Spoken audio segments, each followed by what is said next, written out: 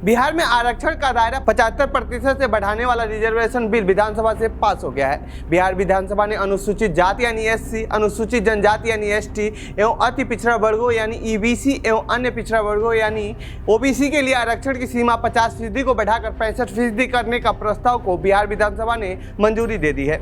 शिक्षण संस्थानों और सरकारी नौकरियों में इन वर्गों के आरक्षण को बढ़ाने के प्रस्ताव वाले विधेयकों को विधानसभा ने ध्वनि मत से पास कर दिया है। ऐसे में अब चर्चा है कि इसे कानूनी रूप से कोर्ट में चुनौती मिल सकती है, लेकिन देश में ऐसे कई राज्य हैं जहां पर 50% से ज़्यादा आरक्षण मिला हुआ है और कुछ राज्यों में इस पर रोक भी लगा दी गई।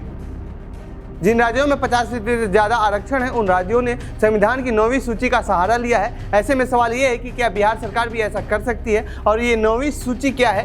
क्या 9वीं सूची में शामिल विधेयकों पर कोर्ट कुछ नहीं कर सकता? तो आइए जानते हैं इन्हीं सभी सवालों के जवाब इस रिपोर्ट में। क्या है 9वीं सूची? 9वीं अनुसूची में केंद्रीय और राज्य कानूनों की एक सूची है जिसे न्यायालयों में चुनौती नहीं दी जा सकती है, जिसे संविधान के पहले संशोधन अधिनियम 1951 के जरिए जोड़ा गया था। इसका मकसद था कृषि सुधार से संबंधित कानूनों की रक्षा करना और जमींदारी प्रथा को समाप्त करना। अनुच्छेद 31A कानून के उपलब्धों को सुरक्षा प्रदान करता है, जबकि अनुच्छेद 31 भी विशिष्ट कानूनों या अधिनियमों की सुरक्षा प्रदान करता है। जबकि अनुसूची के तहत संरक्षित अधिकांश कानून कृषि भूमि के मुद्दों से संबंधित है। इस सूची में अन्य विषय भी शामिल हैं। जब इस सूची को बनाया गया था तब इसमें सिर्फ 13 कानून शामिल थे, लेकिन बाद में विभिन्न संशोधनों के माध्यम से कानून को जोड़ा गया। अब इनकी संख्या 284 हो गई है। 9वीं अनुसूची के तहत किन किन कानूनों की समीक्षा हो सकती है? यदि किसी कानून को असंवैधानिक घोषित किए जाने के बाद 9वीं अनुसूची में शामिल किया जाता है तो उन्हें उनकी स्थापना के बाद से अनुसूची में माना जाता है, अतः उन्हें वैध माना जाता है। इस तथ्य के बावजूद कि अनुच्छेद 31 भी न्यायिक समीक्षा के बाहर है। सर्वोच्च न्यायालय ने पहले कहा है कि 9वीं अनुसूची में सूचीबद्ध कानून भी समीक्षा के अधीन होंगे यदि वे मौलिक अधिकारों या संविधान के मौलिक सिद्धांतों का उल्लंघन करते हैं। तो केशवानंद भारती बनाम केरल राज्य। केशवानंद भारती बनाम केरल राज्य मामले में सुप्रीम कोर्ट ने कहा था कि संसद को कानून बनाने का हक है, लेकिन इस बात का ध्यान रखना होगा कि संविधान के मूल संरचना को बाधित न करे। संविधान का अनुच्छेद 13 कानूनों को न्यायिक समीक्षा का अधिकार देता है।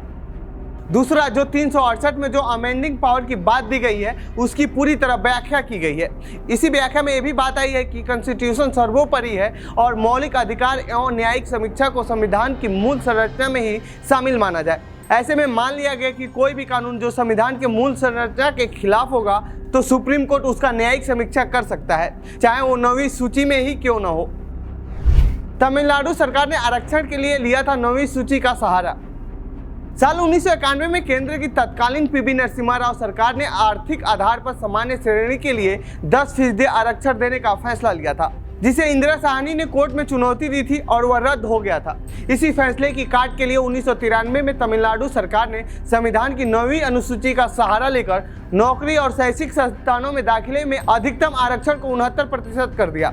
इसमें 18% SC, 1% ST, 20% most backward caste यानी एमबीसी और अन्य पिछड़ा वर्ग यानी ओबीसी के लिए 30% आरक्षण की व्यवस्था है। इतना ही नहीं, तमिलनाडु में ओबीसी कोटे के अंदर ही अल्पसंख्यक समुदाय के लिए आरक्षण की व्यवस्था है। इसमें मुस्लिमों के लिए 3.5% रिजर्वेशन भी शामिल है। तो ये थी आरक्षण और 9वीं सूची से जुड़ी हमारी रिपोर्ट। आपको कैसी लगी ये रिपोर्ट कमेंट बॉक्स में बताएं। साथ ही इस पूरे मामले पर आप क्या कहना चाहते हैं कमेंट बॉक्स में लिखें। बाकी देश दुनिया की खबरों के लिए बने रहिए जनसत्ता के साथ। धन्यवाद।